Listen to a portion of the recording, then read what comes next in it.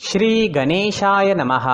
नमस्कार दोस्तों, ये राशिफल चंद्र राशि पर आधारित है। चंद्रमा मन का कारक है। हमारे मन पर जो भी उतार चढ़ाव आते हैं वो चंद्रमा की स्थिति लेकर आती है। इस वजह से चंद्रमा की पोजीशन हमारे रोज के जीवन को बहुत ज़्यादा प्रभावित करती है और इसके अकॉर्डिंग हमारा दिन अच्छा या बुरा जाता है। तो आइए जानते हैं इस दिन चंद्रमा आपके लिए किस तरह के परिणाम ला रहे हैं। इस दिन चंद्रमा आपकी कुंडली में अष्टम भाव में गोचर करेंगे।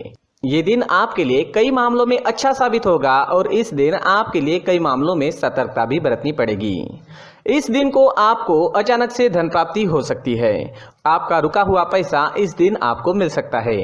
उन पैसों की जिनकी आप कई दिनों से वेट कर रहे थे, वो आपका पैसा जो कहीं पर फंसा था वो इस दिन आपको मिल सकता है। इस समय में आपको विदेश यात्रा से लाभ होगा। अगर आप विदेश जाकर सेटल होना चाहते हैं तो इस दिन शुरुआत कर सकते हैं। जो लोग आईएएस के एग्जाम देना चाहते हैं, कॉम्पिटिटिव एग्जाम्स के लिए तैयारियां कर रहे हैं, पढ़ाई से जुड़ी कोई नई शुरुआत करना चाहते हैं तो दिन आपके लिए अनुकूल रहेगा। इस समय में स्वास्थ्य का ख्याल आपको जरूर रखना है। बीमारियां आपको घेर सकती है। वात रोग, रक्त विकार आदि में कष्ट मिलने की संभावना रहेगी। इस समय में आपके शरीर में एनर्जी की कमी भी रह सकती है। अष्टम भाव में चंद्रमा की स्थिति पारिवारिक कलह क्लेश बढ़ा रही है। आपको इस दिन क्रोध पर नियंत्रण रखना जरूरी होगा। तोल मोल कर बोलिएगा, नहीं तो आपकी किसी से इस दिन लड़ाई हो सकती है। घर परिवार में शांति बनाए रखने की कोशिश जरूर करें। इस समय में यात्राएं संभल कर करनी होगी। यात्राओं में रुकावटें आने की संभावना है। यात्राओं में चोट लगने की भी संभावना है। दोस्तों, इस समय में यात्राएं करते समय सावधानी बरतना बेहद जरूरी होगा। अगर जरूरत ना हो तो ऐसे समय में व्यर्थ की यात्राएं नहीं करनी चाहिए और अगर यात्राएं करनी ही है तो जरूरत की सारी चीजें साथ लेकर जाएं। इस समय में विद्यार्थियों का पढ़ाई में मन नहीं लगेगा। विद्यार्थियों के लिए उपाय करना इस समय में जरूरी है, क्योंकि इस दिन अगर कोई एग्जाम या कंपटीशन आती है तो मेहनत ज्यादा करनी होगी, तब जाकर आपको फल की प्राप्ति हो सकती है। इस समय में अपने कार्य क्षेत्र में आपको धैर्य रखना चाहिए। इस समय में काम का बोझा भी आप पर ज्यादा रहेगा, लेकिन धैर्य रखोगे तो आपके लिए समय शुभ रहेगा। नहीं तो आप इस समय में कोई गलती, कोई लापरवाही कर सकते हैं। अगर आप हाउसवाइफ है तो इस दिन आपके ऊपर काम का प्रेशर ज्यादा रह सकता है। स्वभाव में चिड़चिड़ाहट नजर आएगी। आपको भी क्रोध से बचना होगा। संतान या फिर आपके दाम्पत्य सुख में कुछ परेशानियां भी इस समय में आ सकती है, जिसकी वजह से आप इस समय में मानसिक चिंताओं में घिरे रह सकते हो। इस समय में अपनी चीजों का खास ख्याल आपको रखना होगा। इस समय में कीमती चीजें गुम हो सकती है। चीजों की चोरी होने की संभावना भी है। इस समय में अगर कोई कागजी कार्रवाइयां करनी है तो वहां पर भी आपको सतर्कता बरतनी जरूरी होगी। कोई भी काम बिना देखे, बिना परखे ना करें। दोस्तों, इस दिन आपके स्वभाव में काफी उतार चढ़ाव देखने को मिलेगा। आप इस दिन निगेटिविटी से घिरे रह सकते हो। किसी भी काम में आपका पूरा मन नहीं लगेगा, इसलिए उपाय जरूर करें। इस दिन आपके लिए ऑरेंज रंग का इस्तेमाल करना शुभ रहेगा और 9 अंक इस दिन आपके लिए लकी साबित हो सकता है। साथ ही इस दिन आप हरे रंग का उपयोग भी करते हो तो आपके लिए अच्छा ही रहेगा। दोस्तों, अगर इस दिन आप घर से किसी काम के लिए निकलते हो तो 4 हरी इलायची अपने जेब में ले लीजिए। इससे आपको फायदा होगा। अगर आप इस दिन हरी मूंग की दाल, इलायची या हरे कपड़े का दान करते हो तो भी आपके लिए अच्छा रहेगा। नकारात्मक ऊर्जा समाप्त हो सकती है। इससे आपका दिन शुभ रहेगा, कामों में सफलता मिलेगी और मन शांत रहेगा। इस दिन मंदिर में भगवान का दर्शन करने जरूर जाएं और मंदिर के मुख्य गुल्लक में 1 रुपए का सिक्का जरूर डालें। दोस्तों, ये राशिफल चंद्र राशि पर आधारित है, लेकिन कभी कभी हमारी पर्सनल कुंडली में बाकी ग्रहों की पोजीशन कुछ इस तरह की होती है कि आपके राशिफल परिणाम में बदलाव दिख सकता है। इसलिए राशिफल को एक मार्गदर्शन के तौर पर लिया जाए तो ज्यादा अच्छा रहेगा। नमस्कार दोस्तों, व्यक्ति को अपने जीवन में सफल होने के लिए मेहनत के साथ साथ भाग्य का साथ होना भी बहुत ही आवश्यक होता है। अगर व्यक्ति का भाग्य उसका साथ देता है तो कम मेहनत में ही अधिक सफलता प्राप्त होती है। परंतु कई बार ऐसा देखा गया है कि व्यक्ति के जीवन में कई ऐसी घटनाएं घटित होती है जिसकी वजह से उसको बहुत सारी परेशानियों का सामना करना पड़ता है और इस स्थिति में व्यक्ति को बिल्कुल भी समझ नहीं आता कि ऐसा क्यों हो रहा है। दरअसल आपके घर में ही कुछ ऐसी चीजें होती है जो हमारे भाग्य को प्रभावित करती है, हमारे जीवन को प्रभावित करती है और उन चीज़ों के आसपास होते हुए भी हमें वो चीज़ें नज़र नहीं आती। वह चीज़ें हमारे चारों तरफ एक अजीब सा घेरा बनाकर रखती है, परंतु हम उसको नहीं देख पाते।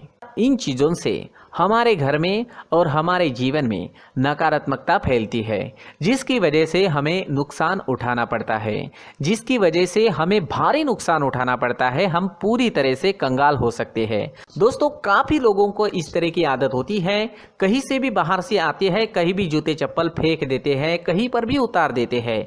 कुछ लोग तो घर के एंट्री के मेन डोर के सामने ही जूते या चप्पल डायरेक्टली उतार देते हैं। दोस्तों, ध्यान रखें, जूते चप्पल हमेशा साफ सुथरे रखें और उनको उनकी जगह पर रखें। उनके लिए एक स्थान बनाएं, उस स्थान पर रखें। अगर कोई व्यवस्था उनके लिए की है तो बहुत ही अच्छी बात है, वहां पर उन्हें रखें, साफ सुथरा रखें। जूते चप्पलों को उनकी जगह पर कुछ इस तरह से रखें कि वो देखने में भी अच्छी लगे।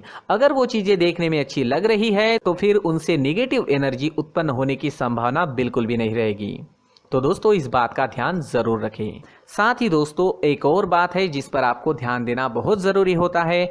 हमारे घर के छत के ऊपर जिन चीज़ों का हमें काम नहीं होता है, उन्हें हम घर के छत के ऊपर रख देते हैं। ऐसा करते करते देखेंगे तो घर के छत के ऊपर कबाड़ जमा दिखता है। जी हाँ, जो चीज़ें हमें लगता है आगे जाके हमारे काम में आ सकती है, वो हम घर के ऊपर रख देते हैं। लेकिन वो चीज़ें तो काम में नहीं आती, हमारे जीवन पर वो चीज़ें बहुत ही गहरा नेगेटिव इफेक्ट डालती है, क्योंकि ये चीज़ें हमें कहीं ना कहीं हमारे जीवन में पीछे रखेगी। इस वजह से घर के छत को पूरी तरह से साफ रखें, पूरी तरह से साफ सुथरा रखें, क्लीन रखें। साथ ही दोस्तों, हम हमेशा देखते हैं घर के ऊपर जाने के लिए जो सीढ़ियां हैं, उन सीढ़ियों के नीचे जो जगह होती है वहां पर सामान हमेशा रख दिया जाता है। वो जगह ही ऐसी है कि सामान को खींची लेती है, वहां पर आपको कुछ ना कुछ सामान मिलेगा ही। अगर हम सीढ़ियों के नीचे सामान रखते हैं तो हमारी उन्नति होना बहुत ही मुश्किल है। जी हाँ, सीढ़ियों के नीचे कूड़ा कचरा कबाड़ अगर हम जमा करके रखते हैं, कोई भी सामान रख देते हैं, तो उस वजह से माँ लक्ष्मी हम पर प्रसन्न नहीं होती। माँ लक्ष्मी हमारे घर में आने की संभावना बहुत ज़्यादा कम हो जाती है। तो दोस्तों, इन चीज़ों पर ध्यान रखें। हमारे घर की जो सीढ़ियाँ होती है उनके नीचे की जगह हमेशा साफ सुथरी रखें, क्लीन रखें। साथ ही दोस्तों, अगर आपके घर में ऐसी कोई चीज़ मौजूद है जिसका आपको काम नहीं है, जैसे टूटे फूटे बर्तन, आईना, तस्वीरें, इलेक्ट्रॉनिक सामान, सोफा, कुर्सी, टेबल, पलंग, घड़ी, झाड़ू, गमला इत्यादि, तो आप इन सामानों को अपने घर से तुरंत ही बाहर निकाल दीजिए, वरना इससे आपको बहुत बड़ी परेशानी हो सकती है। आपको ये चीज़ें कंगाल बना सकती है। तो घर में ऐसी चीजों का मौजूद होना शुभ नहीं माना गया है।